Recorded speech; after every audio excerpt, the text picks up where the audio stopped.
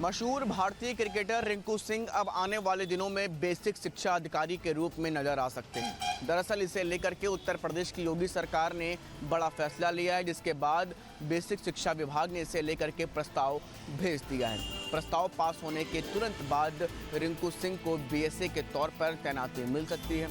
गौरतलब है, अंतर्राष्ट्रीय स्तर के खिलाड़ी को डिप्टी एसपी और बीएसए जैसे तमाम अहम पदों पर जिम्मेदारी दी जा सकती है। वीडियो जर्नलिस्ट सैफुल हसन के साथ शुभम पांडे, न्यूज स्टेट, लखनऊ। उत्तर प्रदेश के मुख्यमंत्री योगी आदित्यनाथ ने कल देर रात अधिकारियों के साथ कानून व्यवस्था को लेकर के एक बड़ी बैठक करी। बैठक में साफ तौर पर आने वाले दिनों में त्योहारों के मद्देनजर स्पष्ट तौर पर अधिकारियों को दिशा निर्देश दिए गए हैं। मुहर्रम, सावन के पवित्र माह और तमाम रथ यात्राओं को लेकर के कहीं पर भी किसी भी तरह से उपद्रव ना हो, उल्लास त्योहारों का बना रहे, इसे लेकर के अधिकारियों को स्पष्ट दिशा निर्देश दिए गए हैं कि कहीं पर भी अगर शरारती तत्व जाति संघर्ष जैसी तमाम चीज़ों को पनपाने का प्रयास करें तो उन्हें समय रहते कानून सम्मत जो कार्रवाई है वो पूरी तरीके से की जाए। किसी भी तरीके से इस चीज़ का इंतज़ार ना किया जाए कि ऊपर से कोई आदेश आने वाला है, जो सामने की स्थितियाँ दिखें उस पर तुरंत अधिकारी निर्णय लें। इसे लेकर के ही मुख्यमंत्री योगी आदित्यनाथ ने बड़ी बैठक करी। बैठक में साफ तौर पर इन तमाम चीज़ों को लेकर के शांतिपूर्ण ढंग से त्योहार मन सके, इसे लेकर के दिशा निर्देश दिए गए हैं। वीडियो जर्नलिस्ट दीपक राणा के साथ शुभम पांडे, न्यूज स्टेट, लखनऊ। उत्तराखंड में लगातार भ्रष्टाचार पर कार्रवाई होती हुई नजर आ रही, क्योंकि आज सुबह से ही उत्तराखंड में हरिद्वार और देहरादून में कई जगहों पर ईडी की छापेमारी की गई है। और ये ईडी की छापेमारी पूर्व पीसीएस अधिकारी डीपी सिंह के ठिकानों पर की गई है, और जिसमें कहीं ना कहीं NH-74 के जो मामले हैं उनका आरोप कहीं ना कहीं डीपी सिंह पर है, जिसको लेकर ये पूरी कार्रवाई की गई है। और वहीं कुछ ज़मीनी की खरीद फरोख्त का भी मामला निकलकर सामने आ रहा है कि कुछ अवैध रूप से जो ज़मीनें हैं वो खरीदी गई हैं, उसको लेकर भी कार्रवाई की गई है। और ईडी की जो टीम है वो आज सुबह 8 बजे से ही कहीं ना कहीं डीपी सिंह के ठिकानों पर पहुंच चुकी थी और तमाम जो कागजात हैं वो खंगालने का काम कर रही थी। और अभी तक देखिएगा कि हालांकि जो ईडी की टीम है वो लगातार वहाँ पर कार्रवाई कर रही है, और अभी तक ईडी की टीम से कोई भी ऐसी जानकारी मीडिया को नहीं दी गई है कि वहाँ से क्या कुछ मिला है। लेकिन उम्मीद जताई जा रही है कि काफ़ी दस्तावेज वहाँ से ईडी अपने साथ ले जा सकती है। लेकिन अब देखने वाली बात होगी कि ईडी डीपी सिंह के ठिकानों पर किस तरह की कार्रवाई करती है और क्या कुछ उनको वहाँ से मिलता हुआ नजर आएगा। News State Dhanrajgarh, Dehradun. हरियाणा में एनआईए की ताबड़तोड़ छापेमारी। हम लोग यहाँ खड़े हैं, ये यमुनानगर के कुलबीर सिंह सिद्धू का घर है और इस पर एनआईए ने 10 लाख रुपए का इनाम रखा था। कुलबीर सिंह शहजाद भाटी के साथ साथ कई आतंकी संगठनों के साथ मिला हुआ है। हालांकि उसका अपने परिवार से कोई भी लेना देना नहीं है, लेकिन एनआईए की आज यहाँ दस्तक देने के बाद अन्य सुरक्षा एजेंसियाँ भी हरकत में आ गई हैं। बता दें कि यमुनानगर में ही 2 जगह खारवन और चंदाखेड़ी में एनआईए ने छापेमारी की है, जबकि पूरे हरियाणा में 9 जगह छापेमारी कर आज उन आतंकियों और उन गैंगस्टरों तक चोट पहुंचाने का काम किया है जो विदेशी धरती पर बैठकर भारत में नौजवानों पर प्रहार कर रहे हैं और उन्हें गुमराह कर रहे हैं। ऐसे में एनआईए तमाम उन लोगों से पूछताछ कर रही है जो पाकिस्तान में बैठे शहजाद भाटी के संपर्क में है। तिलक भारद्वाज, यमुनानगर। 400 करोड़ की साइबर ठगी के पूरे मामले में भरतपुर रेंज आईजी ने एक बड़ा एक्शन लिया है। इस पूरे घटनाक्रम में जांच को आगे बढ़ाते हुए 2 शातिर ठगों को गिरफ्तार किया है। एक शातिर ठग की गिरफ्तारी दिल्ली से हुई है और दूसरे की उत्तर प्रदेश से हुई है। दरअसल इस पूरे मामले की जांच पिछले काफ़ी समय से रेंज आईजी भरतपुर की जो पूरी टीम थी वो लगातार कर रही थी। दरअसल ये दोनों शातिर ठग फील्ड ऑफिसर्स बनाते थे, उनको ये बाकायदा एजेंट के तौर पे इस्तेमाल करते थे और गांव के जो भोले वाले लोग होते थे उनको ये एजेंट के तौर पे इस्तेमाल करते थे और 20 से 25 हज़ार रुपये ये उन लोगों को देते थे। और फील्ड में फिर कुछ गांव वाले लोगों से उनके डॉक्यूमेंट्स इकट्ठा करने के नाम पे उनके खातों में अलग अलग जो पैसे थे वो जमा होने का सिलसिला शुरू होता था। इस पूरे गैंग के जो 4 शातिर ठग थे उनको पहले गिरफ्तार किया जा चुका है और अब 2 और शातिर ठगों को गिरफ्तार किया गया है। जानकारी ये मिल रही है कि ये मामला अभी तक 400 करोड़ का है, लेकिन जैसे जैसे जांच आगे बढ़ेगी बढ़ेगी ये मामला करीब करीब 1000 करोड़ तक भी पहुंच सकता है। सहयोगी राजू चौधरी के साथ आशुतोष शर्मा, न्यूज़ स्टेट, उत्तर प्रदेश। कानपुर में पुलिस ने साइबर ठगी करने वाले गिरोह का भंडाफोड़ कर दिया। पुलिस ने 4 शातिर ठगों को गिरफ्तार किया है, जिनके पास से पुलिस को बड़ी मात्रा में मोबाइल फोन, सिम कार्ड और टूल किट बरामद हुई है। ये शातिर ठग लोगों को अपने जाल में फंसाते थे और अधिकारी बनकर उनसे वसूली करते थे। ये ठग लोगों से कहते थे कि उनके मोबाइल में पोर्न देखी जा रही है, अश्लील वीडियो देखे जा रहे हैं, जिसके आधार पर उनके खिलाफ FIR की जाने की बात कहते थे और उनसे ठगी की वारदातों को अंजाम देते थे। प्रतिबिंब पोर्टल के माध्यम से पुलिस को पता चला कि शहर के पर्टिकुलर एरिया से ठगी की वारदातों को अंजाम दिया जा रहा है। 4 साइबर अपराधियों की आज अरेस्टिंग हुई है। इनका नाम है शिवम वर्मा, अंकित दीक्षित, गौरव सचान और ये कासान राइन। ये चारों जो अपराधी हैं ये मूलतः कानपुर के ही रहने वाले हैं। ये सब अलग अलग क्षेत्र में रहते हैं। इनका जो अपराध करने का जो तरीका है, मॉडस ऑपरेंडी है, वो ये है कि ये कॉल करते हैं और कॉल करके जो सामने वाला क्लाइंट है उसको डराते धमकाते हैं और उसको ये बताते हैं कि आप अपने मोबाइल में, स्मार्टफोन में या लैपटॉप पे आप पॉर्न देखते हुए पकड़े गए हैं, पॉर्न वीडियोस देखते हुए पकड़े गए हैं और ये जो है वो इलीगल एक्ट है और आपको गिरफ्तार किया जा सकता है। ये डराते हैं और फिर उसके बाद उससे नेगोशिएट करते हैं, उसको एक्सटॉर्ट करते हैं और एक्सटॉर्शन के बाद ये लोग पैसे ऐंठते हैं। वीडियो जर्नलिस्ट रोहित सिंह के साथ श्याम तिवारी, न्यूज़ स्टेट कानपुर। प्रतापगढ़ जिले में एक दिल दहला देने वाली घटना सामने आई है, जहां एक ही परिवार के 3 लोगों की संदिग्ध दशा में मौत हो गई, जिसकी जानकारी के बाद पुलिस के आला अफसर मौके पर पहुंचकर पूरे मामले की जांच पड़ताल कर रहे हैं। बताया जा रहा है कि रायबरेली जिले के रहने वाले अंकित पटवा अपने ननिहाल में निवासी पर अपनी पत्नी रिया और अपनी मां के अलावा अपनी नानी और एक 6 माह के बच्चे के साथ रह रहे थे। बीती रात सभी ने एक साथ भोजन किया और अंकित अपनी मां और पत्नी के साथ दूसरी मंजिल पर सोने चला गया। सुबह अंकित, उसकी पत्नी रिया और उसकी मां की संदिग्ध दशा में बेड पर सौ मिला, जिसकी जानकारी होने के बाद पुलिस के आला अफसर मौके पर पहुंचकर अब पूरे मामले की जांच पड़ताल कर रहे हैं। अपर पुलिस अधीक्षक संजय राय ने मामले की जानकारी देते हुए बताया है कि सगरा सुंदरपुर में हुई इस घटना के पीछे क्या कारण है वह स्पष्ट नहीं हो पाया है, लेकिन इस पूरे घटनाक्रम में उसकी नानी और उसका 6 माह का बच्चा सकुशल है, जबकि 3 लोगों की मौत हुई है। इस सूचना तत्काल पुलिस मौके पर पहुंची, दरवाजे को खुलवाया। प्रथम तल पर जाने पर यह पाया कि अंकित पटवा उम्र 26 वर्ष, रिया पटवा जो कि इनकी वाइफ हैं 22 वर्ष और आशा पटवा जो कि इनकी अंकित पटवा की मां है, उम्र 52 वर्ष, एक ही बेड पर मृत्यु अवस्था में पड़े हुए। पोस्टमार्टम के बाद ही पता चलेगा मृत्यु का सही कारण क्या है। बॉडी पोस्टमार्टम के लिए भिजवाया जा रहा है।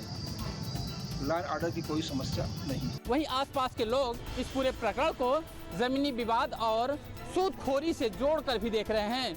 फिलहाल फॉरेंसिक टीम के साथ पुलिस के आला अफसर मौके पर मौजूद हैं और पूरे मामले की जांच पड़ताल कर आवश्यक और विधिक कार्रवाई करने की बात कह रहे हैं। कैमरामैन गौरव उपाध्याय के साथ मैं ब्रिजेश मिश्र, न्यूज़ स्टेट प्रतापगढ़।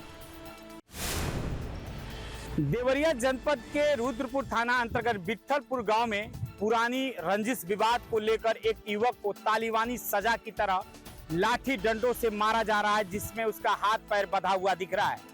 ये पूरा मामला 13 तारीख को बताई जा रही है, 13 जून की, लेकिन पीड़ित परिवार थाना रुद्रपुर पर तहरीर देने के बाद भी 13 तारीख से लेकर अभी तक कोई कार्रवाई नहीं हुई। जब वीडियो वायरल हुआ और उस युवक की मौत हो गई तो पुलिस संज्ञान ली और एक अभियुक्त को गिरफ्तार कर विधिक कानूनी कार्रवाई में जुटी हुई है। और यहाँ तक कि पीड़ित परिवार की लोगों ने बताया कि हम लगातार न्याय की गुहार लगा रहे हैं, लेकिन पुलिस मेरी एक भी नहीं सुन रही है। जहां उत्तर प्रदेश सरकार जीरो टॉलरेंस कानून की बात करती है, वहीं देवरिया जनपद के रुद्रपुर थाना के पुलिस प्रशासन ऐसे मामले को क्यों संज्ञान नहीं लेती और पीड़ित परिवार को न्याय क्यों नहीं मिला, अब तक ये मामला सुलझाई क्यों नहीं, युवक के मौत के बाद क्यों चेती है पुलिस। रुद्रप्रयाग में बद्रीनाथ हाईवे के घोलतीर में हुए हादसे में अब तक 3 लोगों की जान जा चुकी है। वहीं 7 लोग गंभीर रूप से घायल हो गए हैं, जबकि 10 लोग अभी भी लापता चल रहे हैं। वहीं घायलों में से 4 लोगों की हालत गंभीर देखते हुए उन्हें एम्स के लिए रेफर कर दिया गया है, जबकि 3 लोगों का जिला अस्पताल रुद्रप्रयाग में इलाज चल रहा है। अलकनंदा नदी का वेग अधिक होने के कारण रेस्क्यू अभियान में खासी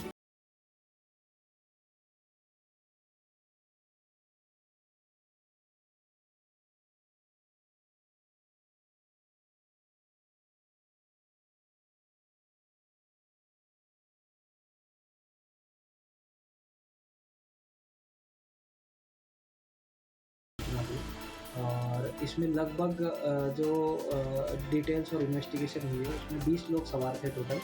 उसमें 18 लोग एक ही परिवार के सोनी सरनेम का इनका परिवार है, उदयपुर राजस्थान के ये लोग हैं। हालांकि वो महाराष्ट्र एवं मध्य प्रदेश, गुजरात यहाँ से भी आए थे, पर मुख्यतः ये परिवार उस क्षेत्र का है और एक ही परिवार के लोगों की ये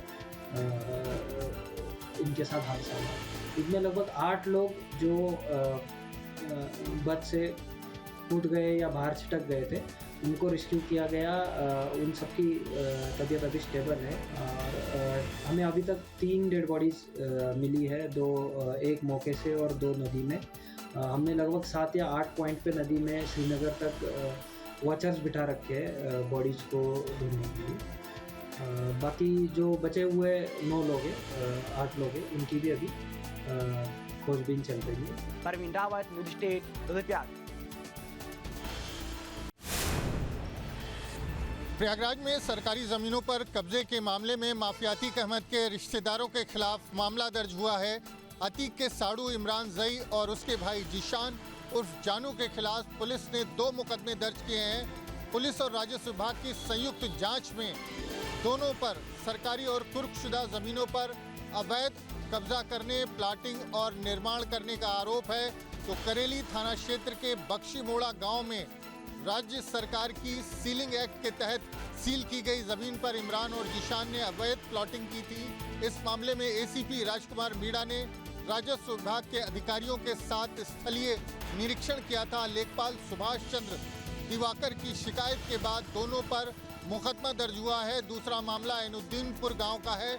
2021 में गैंगस्टर एक्ट के तहत यहां की 8 संपत्तियां जिलाधिकारी के आदेश पर कुर्क की गई थी।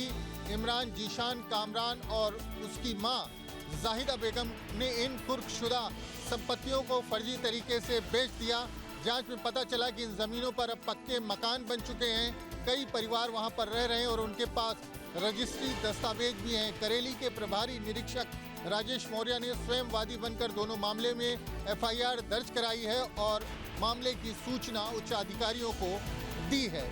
प्रयागराज से वीडियो जर्नलिस्ट विजेंद्र कुमार के साथ मानवेंद्र प्रताप सिंह, न्यूज़ स्टेट, उत्तर प्रदेश। इटावा से निकलने वाले आगरा लखनऊ एक्सप्रेस वे पर एक भीषण सड़क हादसा हुआ है, जहां आज सुबह करीबन 4 बजे बिहार के मधुबनी से दिल्ली जा रही एक तेज रफ्तार स्लीपर बस दुर्घटना का शिकार हुई है। हमारे पीछे आप देख सकते हैं किस तरीके से क्रेन की मदद से क्षतिग्रस्त बस को बाहर निकाला जा रहा है। बताया जा रहा है कि बस में 100 से अधिक सवारियां मौजूद थी जब दुर्घटना हुई थी। बताया जा रहा है इस घटना में करीबन 50 से अधिक लोग घायल हुए हैं, तो वहीं 2 लोगों की मौत की पुष्टि भी की गई है। मौके पर इटावा जिला प्रशासन व एक्सप्रेस वे सुरक्षा कर्मी लगे हुए हैं और घायलों को उन्होंने निकालकर सैफी ट्रामा सेंटर पहुंचाया है। तो वहीं बस में बैठे सवारियों का कहना यह है कि बस में सवारियां ओवर थी और बस चालक को नींद की झपकी आने के कारण यह दुर्घटना हुई है। बस की जब दुर्घटना हुई है, बता रहे हैं कि वैसे ही जैसे ही बस चालक को नींद झपकी आई और उसने स्पीड में ओवर होने के कारण वो कंट्रोल ना कर सका और बस करीबन एक्सप्रेस वे से 30 फुट नीचे गड्ढे में आ गिरी। और आप मेरे पीछे देख रहे होंगे किस तरीके से यहाँ पर जो सुरक्षा कर्मी हैं और जो एक्सप्रेस अथॉरिटी है वो बस को निकालने का प्रयास कर रही है। बताया यह भी जा रहा है कि अभी बस में सवार 2 बच्चे लापता हैं, जिनको यहाँ पर मौजूद प्रशासन ढूंढने का भी कार्य कर रहा है। वहीं घायलों का हालचाल जानने के लिए सैफी ट्रामा सेंटर में इटावा के जिलाधिकारी और एसएसपी ने पहुंचकर निरीक्षण भी किया है। कैमरामैन के साथ मधुर शर्मा, न्यूज़ नेशन, इटावा। ललितपुर जनपद में लगातार लेखपालों पर भ्रष्टाचार के आरोप लगते आ रहे हैं। जैसा कि आज जनपद ललितपुर के बजर्रा गांव के करीब आधा सैकड़ा ग्रामीण किसान ललितपुर आए थे और उन्होंने सांसद जी को एक ज्ञापन दिया है। ज्ञापन में बताया है कि जो इनके गांव के लेखपाल हैं, इनके गांव के लेखपाल की साठगांठ करके बीमा कंपनी के द्वारा लेखपाल के चहेते लोगों को बीमा दिलाया गया है। बाकी ग्रामीण बिना बीमा के भटक रहे हैं। इन ग्रामीणों का ये कहना है कि जो बीमा राशि आई है वो हमारे सभी ग्रामीण वासियों को मिले, ना कि किसी 2-4% लोगों को मिले, जिससे सभी ग्रामीणों का भला हो सके। ग्रामीणों ने ये भी लेखपाल पर आरोप लगाया है कि लेखपाल ने पैसे लेकर के जिनको पैसा डाला गया है उनसे 50% की इनकी हिस्सेदारी है। इनके दलाल वहाँ पर मुखबिर रहते हैं और जो ग्रामीण हैं इनका ये भी आरोप है कि जो इनके गांव में मटर बोई नहीं गई थी, मटर का पैसा दिया गया था। हालांकि लेखपाल ने इसी 50% की कमीशन के चलते मटर की रिपोर्ट लगा करके बीमा का प्रीमियम कटवाया और बैंक और अदर जगह से सेटिंग करके उन 32 किसानों को बीमा की भारी भरकम राशि दिलवाई है, जिसमें लेखपाल का आधा हिस्सा बताया जा रहा है। ललितपुर से न्यूज़ स्टेट के लिए इंद्रजीत गौतम की रिपोर्ट। जम्मू के उधमपुर में आज सुबह सेना और आतंकियों के बीच इनकाउंटर शुरू हुआ। सेना ने जिसके बाद एक बड़ा ऑपरेशन जो है वो लॉन्च किया, जिसका नाम ऑपरेशन बिहाली जो है वो रखा गया है और तब से ही आतंकियों की लगातार तलाश की जा रही है। सेना के पास जो इनपुट है उसके मुताबिक 3 से 4 आतंकवादी जो हैं वो इलाके में छुपे हुए हैं। ऐसे में सेना ने पूरे इलाके को घेर लिया है और कोशिश यही है कि जल्द से जल्द इन आतंकियों को मार गिराया जाए। शाहनवाज खान, जम्मू। भगवान जगन्नाथ पालकी पर सवार होकर शहर भ्रमण के लिए निकल चुके हैं और इसी के साथ ही वाराणसी का लखा मेले में शुमार अति प्राचीन रथ यात्रा मेले की शुरुआत हो रही है। तस्वीरों में आप देख सकते हैं भगवान जगन्नाथ, माता सुभद्रा और भाई बलभद्र के लिए किस तरीके से वाराणसी के रथ यात्रा में रथ सजकर तैयार हो चुका है। और 3 दिनों का ये रथ यात्रा का मेला होता है, जब भगवान जगन्नाथ अपने भक्तों को दर्शन देते हैं और लाखों की संख्या में भीड़ होती है और इसीलिए इस मेले को लखा मेला कहा जाता है। चूँकि ये शहर के प्रमुख इलाके में आता है, इसलिए रूट डाइवर्जन भी होता है, क्योंकि लाखों लोग यहाँ पर आते हैं और ऐसे में अब से यहाँ पर ट्रैफिक डाइवर्जन की भी शुरुआत हो जाएगी और 3 दिनों तक थोड़ी परेशानी जरूर होगी, पर भगवान के दर्शन के आगे सब कुछ सहने के लोग तैयार हैं और भक्त भगवान को अपने बीच पाकर अपने आप को धन्य समझते हैं। वीडियो जर्नलिस्ट शिवम मिश्रा के साथ सुशांत मुखर्जी, न्यूज़ स्टेट, वाराणसी। धर्मशाला में कल हुए हादसे के बाद रेस्क्यू ऑपरेशन लगातार जारी है। आपको बता दें कि मौसम जो की है वो लगातार इस रेस्क्यू ऑपरेशन में खलल बनता हुआ नजर आ रहा है। इस वक्त आपको पूरा ये वाकया दिखा रहे हैं हम, जहाँ पर पहले लैंडस्लाइड भी जो की है वो देखने को मिल रही है और यही वो जगह है जहाँ पर हाइडल प्रोजेक्ट के इस नदी के जरिए जो की है जो लोग बहे थे। आपको बता दें जो लोग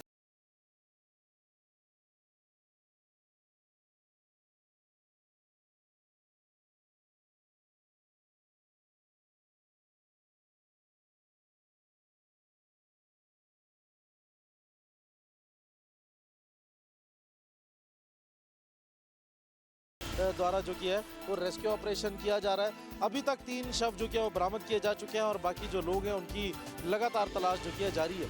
लेकिन सबसे बड़ा चैलेंज इस वक्त एनडीआरएफ और एसडीआरएफ के आगे बनता नजर आ रहा है मौसम, क्योंकि मौसम विभाग द्वारा अलर्ट जारी किया गया है कि अगले 1 हफ्ते तक लगातार बारिश जो की हो सकती है, जिसके चलते एनडीआरएफ और एसडीआरएफ की टीम्स को लगातार जो की है दिक्कतों का सामना करना पड़ रहा है। आप देख सकते हैं कि इस प्रोजेक्ट को के काम के लिए सामने जेसीबी मशीन्स और कई गाड़ियां यहां पर मौजूद हैं, जिनके जरिए ये हाइडल प्रोजेक्ट का काम चल रहा था।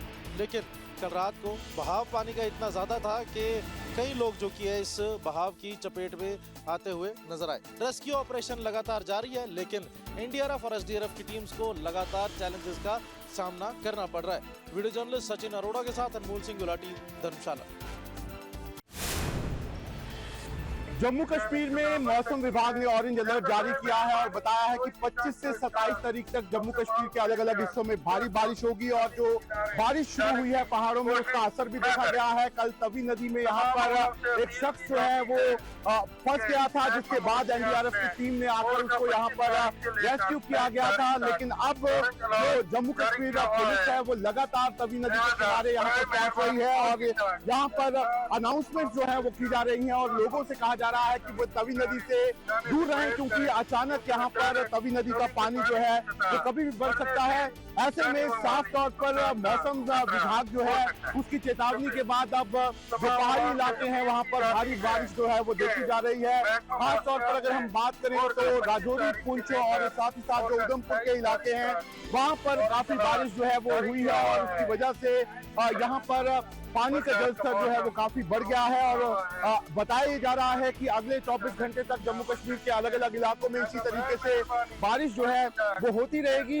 ऐसे में साफ तौर पर अब जो प्रशासन है उसको सरकार की तरफ से भी हिदायत दी गई है कि लोगों से पानी के जितने भी यहाँ पर स्रोत हैं उनसे दूर रहने के लिए कहा गया है और ये भी कहा गया है कि अगर कोई किसी तरह की इमरजेंसी यहाँ पर होती है तो एनडीआरएफ की टीम जो है उनको हर डिस्ट्रिक्ट में डिप्लॉय किया गया है और उनको तुरंत यहाँ पर बुलाया जाए।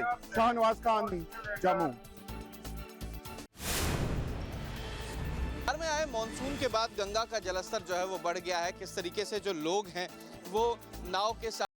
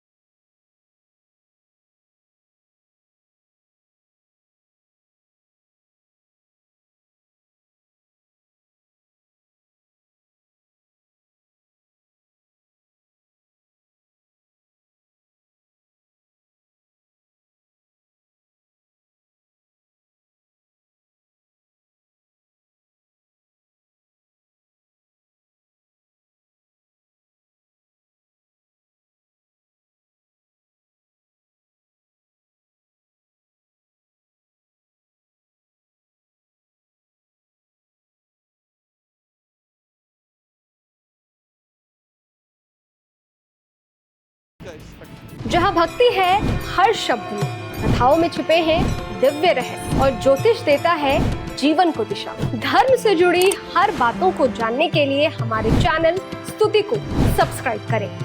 चैनल पर जाने के लिए इस लिंक पर क्लिक करें।